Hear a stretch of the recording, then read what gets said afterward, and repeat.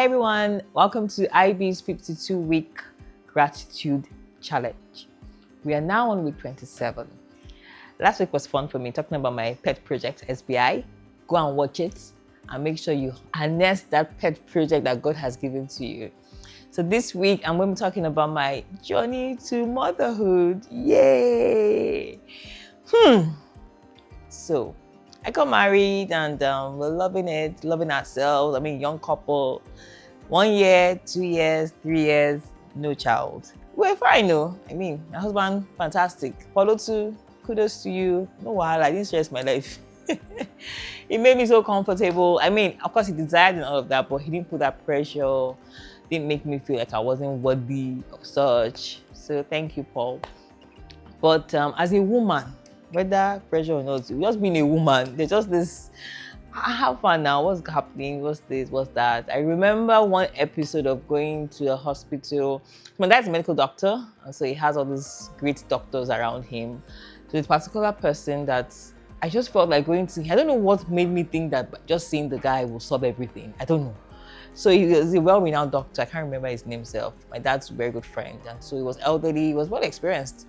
And so we went to him and he did all the tests and everything. I think he gave the same response that I'd gotten before. I don't know, that thing broke me. That was when I knew that I cry. Tear up me. Not tear up, I cried. So maybe because that day, it was a weekend, we're heading to a friend that just had a baby. And so there was an excitement going to him that, oh yes, this, that. And then it was like the same response. I got to the car, I just broke down. Like I just started crying, really crying. And I was like, what's happened now? What happened? It's not like he said it can't happen. He kept saying, let's go home, we don't need to go anywhere. I said, no, we will go. We were planning to go before, we won't let this one.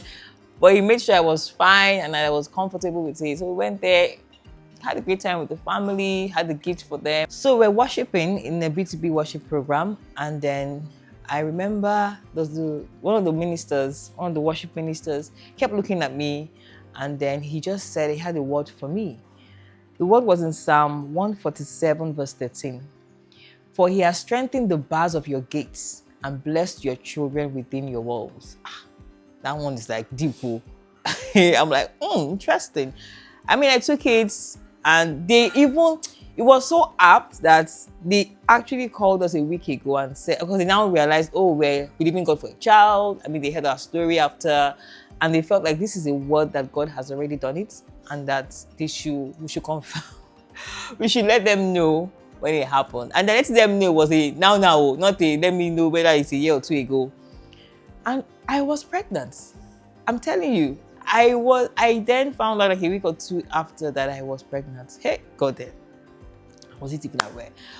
But just to tell you that God is mindful of us all. God is good. God is faithful. I got pregnant. I mean, the whole world was happy for us. And then we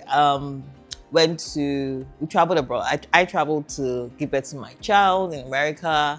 And the enemy came there again with his drama. Like, kilo day, Tony. Again, the pregnancy was fine. All through the pregnancy journey, we thank God it went well. It didn't go well. At one point, they said that I started having this terrible pain. Nobody could now understand what was happening to me. I went to all the doctors. Oh God, even this one that my father's friend too. He couldn't prescribe anything that could solve the problem. That was like 4 or 5 months into the pregnancy. I was now like, am I going to be able to travel or not? That was another issue that I was trying to solve. But merciful God, we finally found a doctor that was able to, when someone just knows something, like, hey, this is the matter now, take this and take that and you're fine. That's what happened. I was able to travel.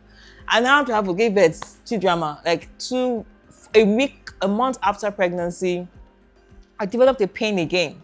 And that was in the US. And you can imagine going back to the hospital. The hospital bill can be crazy. I went back to the hospital to the US, I was still in the US. And the doctors had said they don't know what's wrong with me again. They've done all the tests. I can imagine doing tests back to back. They did all the tests. They couldn't find anything. At some point, they said they had to now do a LASPO, not open me up directly, but they had to go into me. And what did they find? An infection, just an infection. They took out massive infection and I was fine. Imagine sitting there in the bed. I remember those times was like dark for me. I couldn't get access to my baby to breastfeed her. She was taken care of by my mom. I was alone in the hospital. My husband wasn't there with me. Doctors will come in morning, evening with no solution. They're just asking you questions, not bringing solution. It was like a whole week or 2 weeks I was doing all of that until they finally said, okay, it seems like an infection. Let's just take you to surgery and get it out. It was quite a challenging period for me. Health, this as well. So that happened, but thankfully we got back to Nigeria.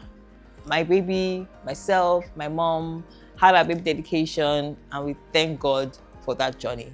Journey to motherhood has been beautiful. I will talk on that in my next video on how it has been having a first child called Zoe Paul-Otu. So Zoe Paul-Otu has that video actually. I'm going to bring her up, I think, to share her thoughts also of being a daughter of Anibeleye Paul-Otu.